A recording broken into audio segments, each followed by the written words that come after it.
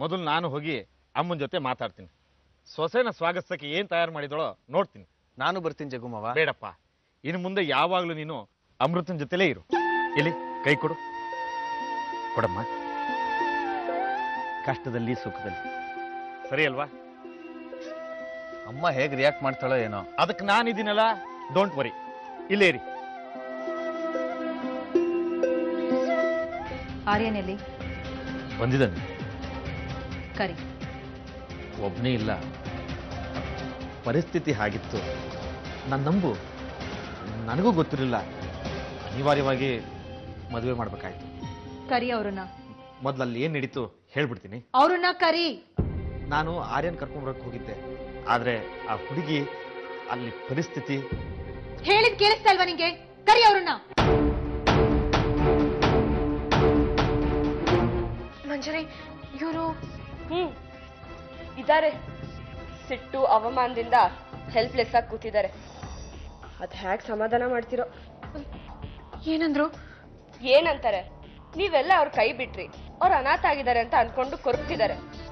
ನೀವು ಇಲ್ಲಿಗೆ ಬಂದಿದ್ದು, ನರಹರಿ ಬಾವ ಇದ್ದಕ್ಕಿದ್ದಂಗೆ ಸೀತಾಪುರಕ್ಕೆ ಹೊರಟಿದ್ದು, ಅದೇ ಟೈಮಲ್ಲಿ ಅಮೃತ ಅಲ್ಲಿ ಮನೆ ಬಿಟ್ಟು ಹೋಗಿದ್ದು. ಇದಕ್ಕೆಲ್ಲ ಸಂಬಂಧನೇ ಇಲ್ವಾ? ಇಲ್ಲ.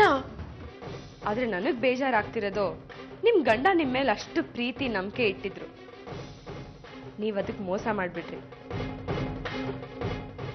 ಇಷ್ಟೆಲ್ಲ ಆದ್ಮೇಲೂ ಅವ್ರಿಗೆ ಸಂಬಂಧಗಳ ಮೇಲೆ ವಿಶ್ವಾಸ ಬರುತ್ತಾ?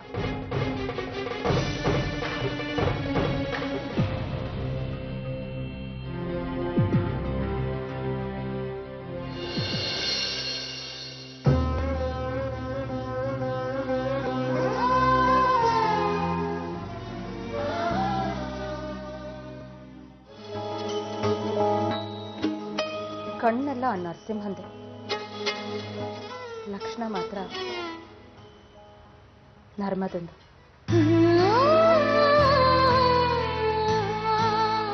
ನನ್ನ ಮಗನ್ಗೆ ತಕ್ಕ ಹೆಂಡತಿ ಆಗ್ತೀಯ ನೀನು.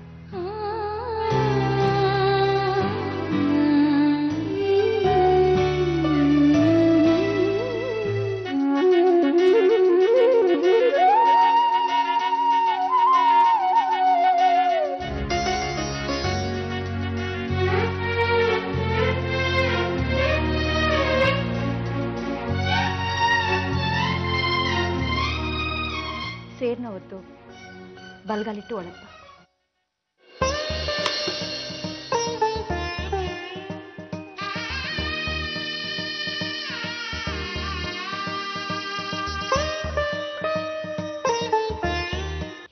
ಇಲ್ಲ ರೀ, ನನಗೂ ಗೊತ್ತಿರ್ಲಿಲ್ಲ.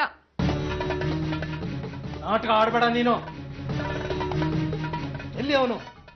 ನಿನ್ನ ಬಂಟ, ನನ್ನ ತಮ್ಮ ಅನ್ಸ್ಕೊಂಡವನು. ಹೆಣ್ಣೊತ್ತಕ್ಕೆ ಹೋಗಿದಾನ? ಆ ಇಂದುಮತಿ ಮುಂದೆ ಹಲ್ಲಿಗಿಂಚ್ಕೊಂಡು ಕೈ ಮುಕ್ಕೊಂಡಿರೋಕೆ. ಅಮೃತ ಯಾರದು? ಆ ಹೆಸರಿನೊಬ್ಳು ಮಗಳಿದ್ಲು, ಸತ್ತೋದ್ಲು.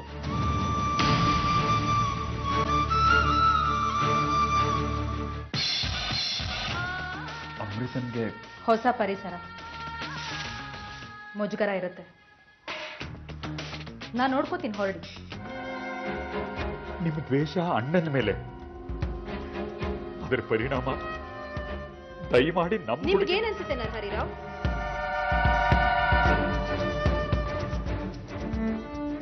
ನಾನು ಬದುಕನ್ನೇ ಕತ್ಲೆ ಮಾಡಿದ ಮನುಷ್ಯನ ವಿರುದ್ಧ ಸೇಡ್ ತೀರಿಸ್ಕೊಳ್ಳೋದಕ್ಕೆ ಇಷ್ಟು ವರ್ಷ ನಾನು ತಿಪ್ಪರ್ಲಾಗ ಹಾಕ್ತಿದ್ದೆ. ಚಾಣಾಕ್ಷ ಸಿಕ್ಕಿರ್ಲಿಲ್ಲ. ಈಗ ಅವಕಾಶ ತಾನಾಗೆ ನನ್ನ ಕೈಗೆ ಬಂದಿದೆ. ಇಲ್ಲಿ ಚಿವಿಟಿದ್ರೆ ಅಲ್ಲಿ ನೋವಾಗುತ್ತೆ.